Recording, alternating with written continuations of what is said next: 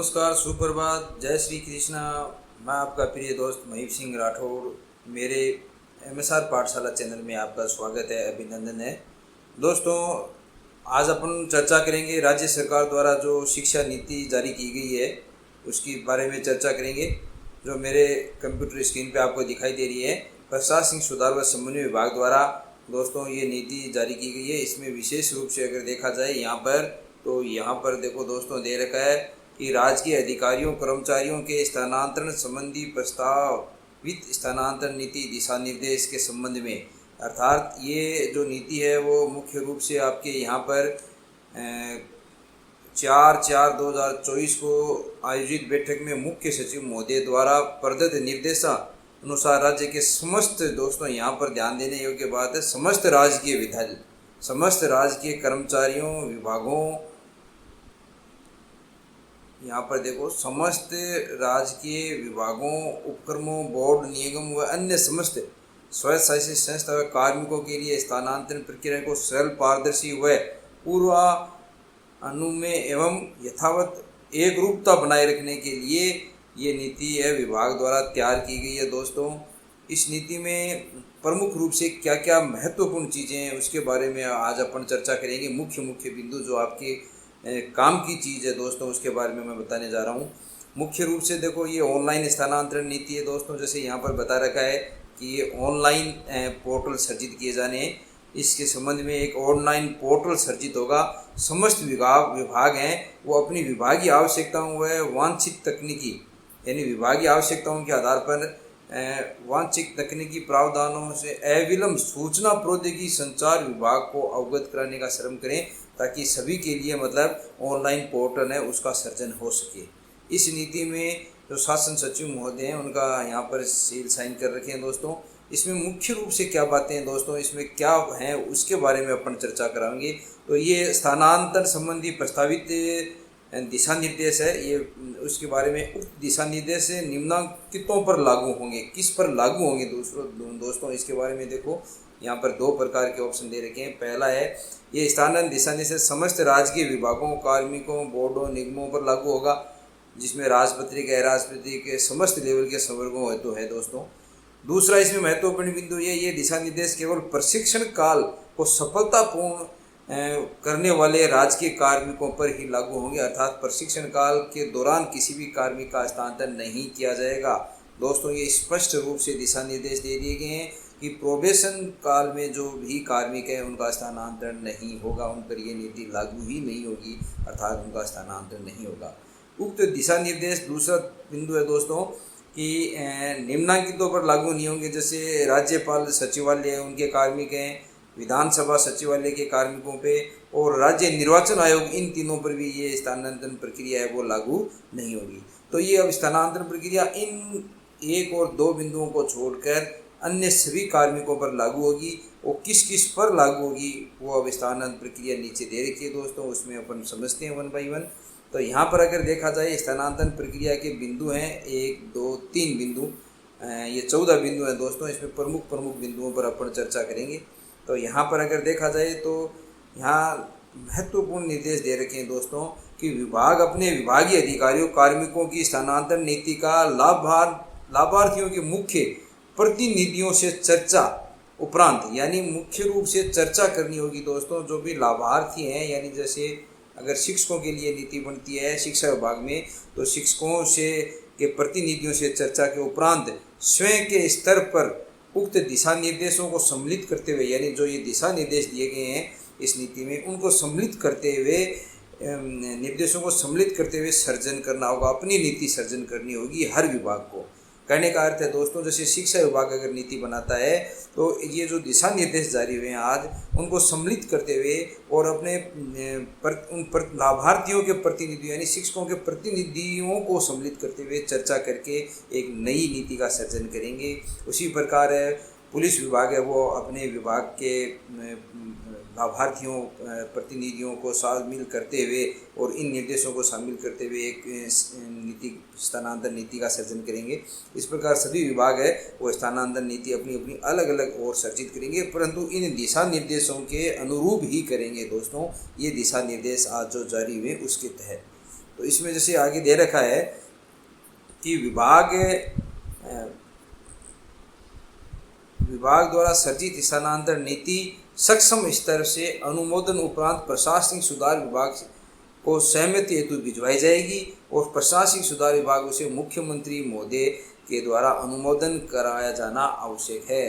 तो कहने का अर्थ है हर विभाग है वो अपनी इन नियमों के तहत जो आज निर्देश जारी किए हैं उनके तहत जो जो नीति स्थानांतरण नीति बनाएंगे उन्हें प्रशासनिक सुधार विभाग को भेजना पड़ेगा और प्रशासनिक सुधार विभाग दोस्तों मुख्यमंत्री से अनुमोदन के लिए इसको भेजेगा। उसके उपरांत सभी विभागों की नीति इन्हीं दिशा निर्देशों के आधार पर बनेगी। 2 नंबर बिंदु दोस्तों यहाँ पर है कि काउंसलिंग के माध्यम से स्थानांतरण किए जाने योग्य पद एवं, यानी ये काउंसलिंग के माध्यम से होगा दोस्तों। एक तो काउंसलिंग के माध्यम से होगा तो संभावित जो रिक्त पद हैं वो प्रतिवर्ष 15 जनवरी तक दोस्तों, यहाँ पर ये महत्वपूर्ण है कि 15 जनवरी तक वेबसाइट पर डालने होंगे, नोटिस बोर्ड पर या प्रकाशन किया जाएगा कि इस विभाग में 15 जनवरी तक इतने इतने पद रिक्त हैं। यानी ये समय दिया गया है दोस्तों 15 जनवरी का समय दिया गया है रिक्त पदों के लिए प्रत्येक विभाग में कि कितने रिक्त पद हैं। विभागों के स्तर पर तीसरा नंबर है, विभागों के स्तर पर तैयार नीति निर्देश राजपत्रित अराजपत्रित कार्मिकों की भिन्न भिन्न आवश्यकताओं एवं महत्व को ध्यान में रखते हुए सुसंगत प्रावधान करते हुए नीति एवं पोर्टल में पृथक व्यवस्था रखी जाए। कहने का अर्थ है दोस्तों कि राजकीय और अराजकीय कार्मिकों के लिए अपनी आवश्यकताओं के अनुसार हर विभाग अलग अलग से नीति भी बना सकता है। उसके बाद में चौथा नंबर बिंदु इसमें दे रखा है कि इसमें अगर कार्मिकों की संख्या अधिक है दोस्तों तो 2 कैटेगरी बनानी होगी। इसमें ए और बी 2 कैटेगरी होगी कार्मिकों की और उनके आधार पर उनके स्थानांतरण होंगे। 5 नंबर बिंदु इसमें महत्वपूर्ण है दोस्तों कि कार्मिका का स्थानांतरण है वो सक्षम पदों पर ही किया जाए, समकक्ष पदों पर ही दोस्तों यहाँ पर, यानी ये नहीं है कि उच्च व निम्न पदों पर है वो इनका स्थानांतरण कर दिया जाए और पद विरुद्ध लगा दिया जाए। पद विरुद्ध नहीं लगाया जाएगा इस आदेश के तहत दोस्तों।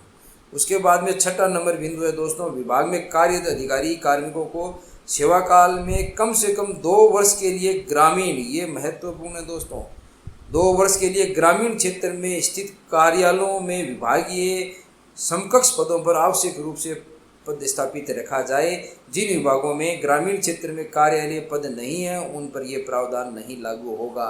यानी अब प्रत्येक वर्ष दोस्तों 2 साल अपने जो सेवा काल है उसमें प्रत्येक कर्मचारी को ग्रामीण स्तर पर है वो आप अपनी पद मतलब ड्यूटी है वो देनी होगी। ये 6ठा नंबर बिंदु बड़ा ही महत्वपूर्ण है दोस्तों। उसके बाद में 7 नंबर बिंदु दोस्तों यहाँ पर कि विभाग द्वारा डॉइट से संपर्क कर अपनी आवश्यकताओं के अनुसार ऑनलाइन पोर्टल है वो सर्जन करना होगा। अर्थात प्रत्येक विभाग को ऑनलाइन पोर्टल सर्जन करना होगा, ये यहाँ पर दे रखा है। और डॉइट द्वारा विभागों के प्रस्ताव के अनुरूप तकनीकी प्रावधान करते हुए एक बृहत ऑनलाइन पोर्टल सर्जित किया जाएगा जहां पर 1 जनवरी से 30 जनवरी तक पोर्टल वेबसाइट पर स्थानांतरण हेतु उपलब्ध रिक्त पदों संभावना रिक्त पदों को दर्शाया जाएगा। यानी 1 से 30 जनवरी तक है वो रिक्त पद दर्शाए जाएंगे। फिर दोस्तों प्रतिवर्ष यहाँ पर 1 फरवरी से 28 फरवरी तक अपना आवेदन प्रस्तुत करना होगा। अर्थात प्रत्येक कार्मिक को 1 फरवरी से दोस्तों 1 से 28 फरवरी के बीच अपना आवेदन प्रस्तुत करना होगा। आवेदन पत्र के अभाव में स्थानांतरण पर विचार नहीं किया जाएगा, ये महत्वपूर्ण हो गया दोस्तों। अर्थात 30 जनवरी तक तो ऑनलाइन रिक्तियाँ दिखाई देगी। 30 जनवरी बाद में दोस्तों 1 फरवरी से 28 फरवरी तक है वो आवेदन पत्र प्रस्तुत करने होंगे। और उसके बाद में 9 नंबर बिंदु है दोस्तों आपके सामने कि स्थानांतरण आवेदन पत्र प्राप्त होने पर विभाग द्वारा इच्छित जिला स्थान जैसी भी स्थिति हो स्थानांतरण हेतु उपरोक्त दिशा निर्देशों को ध्यान में रखते हुए 1 मार्च से लेके 31 मार्च तक इन पर्सन काउंसलिंग के माध्यम से कार्रवाई की जाएगी। अधिकतम 30 अप्रैल तक स्थानांतरण आदेश जारी कर दिए जाएंगे। आवेदन करने वाले कार्मिक को ही काउंसलिंग में सम्मिलित करने होगा। अर्थात काउंसलिंग के माध्यम से दोस्तों 30 अप्रैल तक है वो स्थानांतरण आदेश जारी कर दिए जाएंगे। तो कहने का अर्थ है 1 जनवरी से ये दोस्तों 30 अप्रैल तक ये सारे कार्य होने हैं ऑनलाइन आवेदन के और ट्रांसफ़र करने के और ट्रांसफ़र आदेश जारी होने के। प्रत्येक वर्ष ये एक रूपरेखा तैयार की गई है। उसके बाद में विभाग द्वारा काउंसलिंग की कार्रवाई में स्थानांतरण करने हेतु सर्वप्रथम प्राथमिकता से किस किस को प्राथमिकता दी जाएगी दोस्तों। ये जो अपने काउंसलिंग प्रक्रिया में हमेशा अपन करते हैं उसी प्रकार की प्राथमिकताएं हैं। दिव्यांगजन, विधवा, परित्यक्ता, एकल महिला, भूतपूर्व सैनिक, उत्कृष्ट खिलाड़ी, पति पत्नी प्रकरण व असाध्य रोग से पीड़ित आवेदकों एवं शहीदों के आश्रित सदस्य दूरस्थ जिलों, डार्क एरिया में नियत अवधि तक कार्यरत कार्मिकों को बुलाया जाएगा। इनमें भी वो देखेंगे कि कहाँ तक किसका कार्यकाल ज़्यादा है उसे पहले बुलाया जाएगा दोस्तों। ये 10 नंबर बिंदु है ये। और 11 मतलब इनकी श्रेणी दे रखी है दोस्तों की निम्न असाध्य रोग वालों के लिए भी है, अलग से दे रखा है 11 नंबर बिंदु।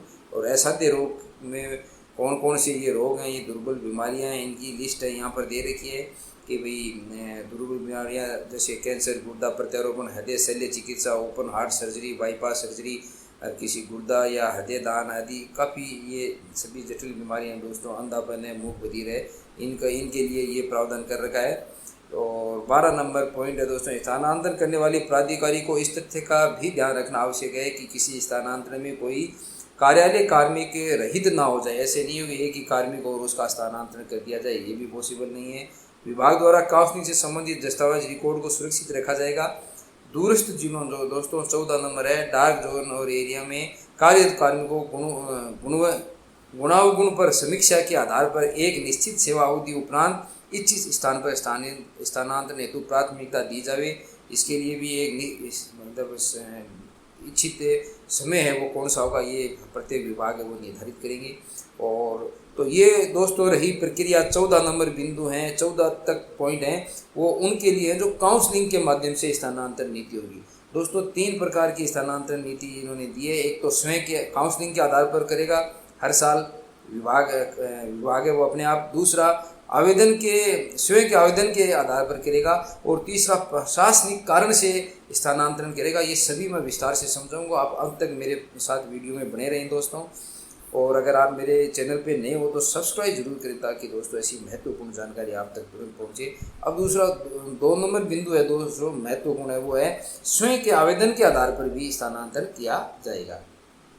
तो स्वयं के आवेदन के आधार पर देखो यहाँ महत्वपूर्ण चीज़ दे रखी है कि 2 वर्ष की सेवा अवधि पूर्ण होने पर ही कर सकेगा। प्रत्येक कार्मिक को 2 वर्ष की सेवा अवधि पूर्ण होनी चाहिए। और ये दोस्तों जो 2 वर्ष की सेवा अवधि जो गिनी जाएगी वो 2 वर्ष की सेवा अवधि है वो मुख्य रूप से यहाँ पर तो दे रखा है कि अप्रैल को, यानी प्रत्येक वर्ष की 1 अप्रैल को माना जाएगा 1 वर्ष।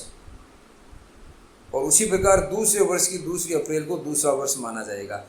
तो यहाँ पर ये महत्वपूर्ण है दोस्तों, इस पर आप बिंदु पर ध्यान दें कि 2 वर्ष पूर्ण की गणना प्रति वर्ष 1 अप्रैल को माना जाएगा। अर्थात किसी वर्ष विशेष में 1 अप्रैल को 2 वर्ष का कार्यकाल पूर्ण करने वाले कार्मिक उक्त वर्ष में आवेदन कर सकेगा। यानी 1 अप्रैल से अगले 1 अप्रैल तक 1 वर्ष होगा, उसी प्रकार 1 अप्रैल से दूसरे 1 अप्रैल तक 2 वर्ष होगा।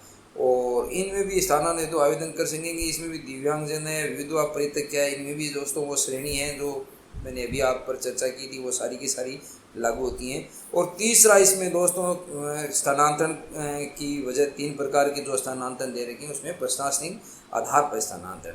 इसमें दोस्तों महत्वपूर्ण ये है कि 3 वर्ष अवधि का समय जिसको हो गया है उसी का ही प्रशासनिक आधार पर स्थानांतरण होगा।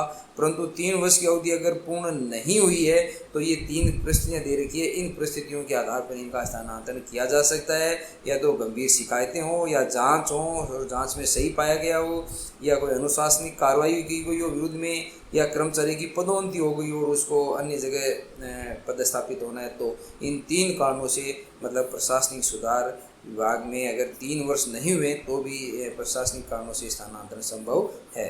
तो इस प्रकार ये स्थानांतरण विशेष प्रकरण भी दोस्तों इसमें दे रखा है। विशेष प्रकरण है 4था नंबर बिंदु, जिसमें कोई अगर अन्य प्रकरण है जैसे कार्मिक को एक विभाग से दूसरे विभाग में अंतर विभागीय समायोजन की स्थिति में अथवा किसी विभाग में प्रतिनियुक्ति पर जाने पर उक्त कार्मिक को विभाग में उपलब्ध रिक्त पद पर पदस्थापित किया जाना है, या न्यायिक प्रकरणों के मामले में, या APO से है, या अन्य नवनियुक्त कार्मिकों को यथासंभव विभाग में उपलब्ध पदों पर पदस्थापित किया जा सकेगा। तो ये कुछ अलग विशेष कंडीशनें हैं जो दे रखी हैं दोस्तों। यहाँ पर ये सामान्य दिशा निर्देश है, उसके बारे में चर्चा करते हैं दोस्तों।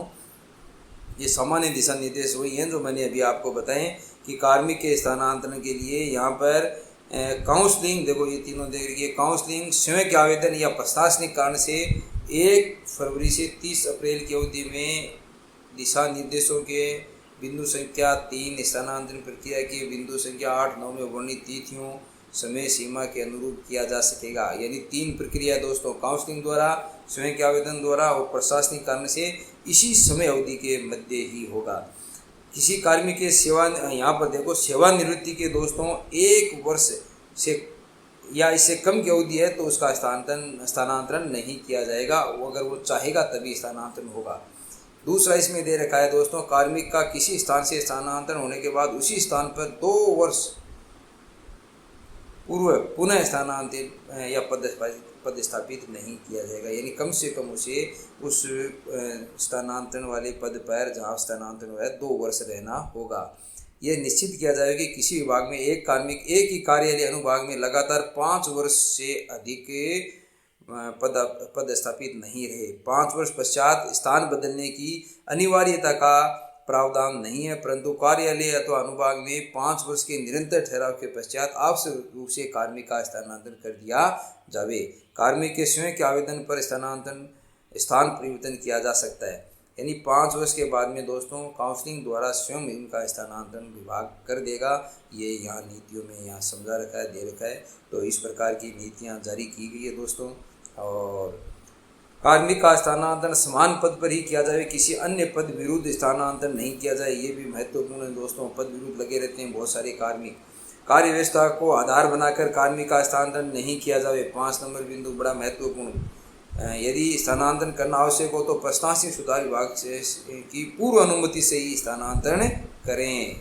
ये पूर्व अनुमति लेनी होगी प्रशासनिक सुधार विभाग की। अनुसूचित क्षेत्र में पदस्थापित कार्मिकों के स्थानांतरण के मामले में प्रचलित नियम, आदेश, निर्देश यथावत लागू रहेंगे। तो ये कुछ नियम हैं जो कि विशेष रूप से दोस्तों स्थानांतरण नीति के बारे में जारी हुए हैं। इनका मैंने प्रमुख रूप से आपको अध्ययन करवा दिया गया है और बता दिया गया है प्रमुख नियम क्या है। तो स्थानांतरण के दोस्तों 3 नीतियाँ रखी गई है। प्रमुख रूप से 3 तरीके हैं। एक तो है काउंसलिंग द्वारा, दूसरा है दोस्तों खुद के आवेदन द्वारा और तीसरा है प्रशासनिक आधार पर स्थानांतरण है। वो 3 आधार पर स्थानांतरण है, इन नीतियों में बताए गए। और आपको मेरे चैनल पे आने के लिए, देखने के लिए धन्यवाद। ज़्यादा से ज़्यादा इस चैनल लाइक, शेयर, सब्सक्राइब करें दोस्तों। आपका प्रिय दोस्त मयूर सिंह राठौर। धन्यवाद।